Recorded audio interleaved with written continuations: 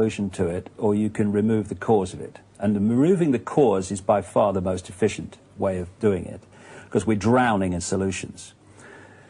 What is the cause of the problem that allows a few people to control 6 billion? 6 billion daily, by the minute, give their power away to the few they don't even know exist.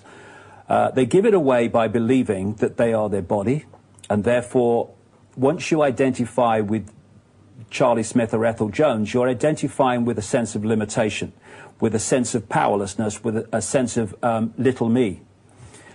So we need to move our point of observation for a start from the body is who we are to the body is our experience, and we are consciousness, infinite consciousness, pure genius, having an experience.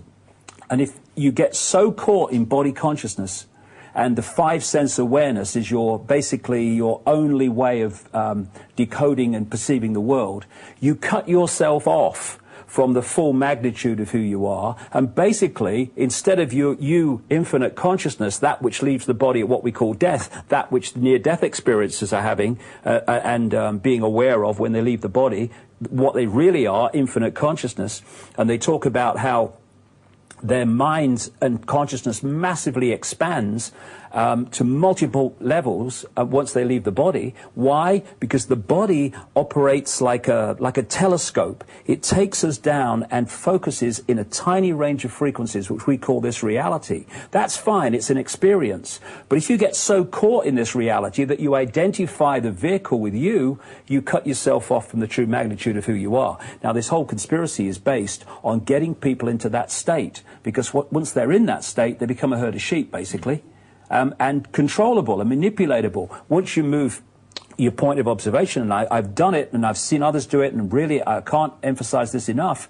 People say, well, what do we do? You know, oh, it's so hard, and I have to sit cross-legged in India for years and meditate. No!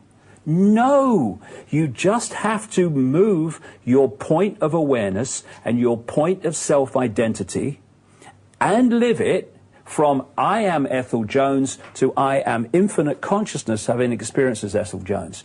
I tell you, your whole life will change when you do that.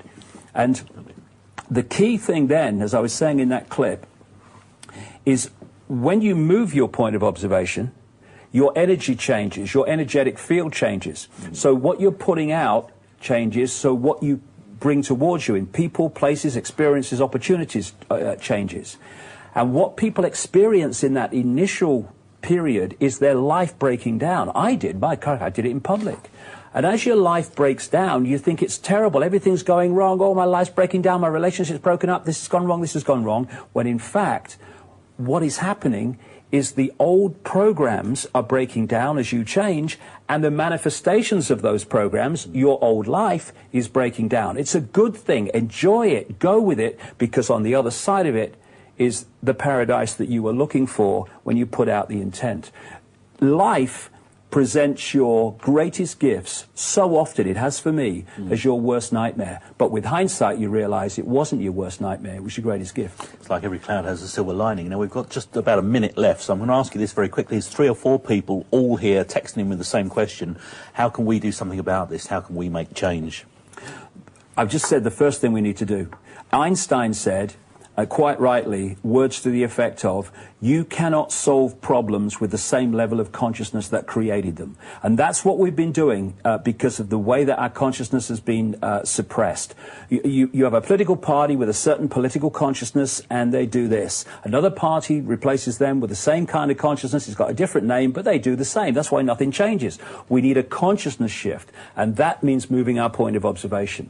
And once you do that, you become aware of your best contribution to making a difference.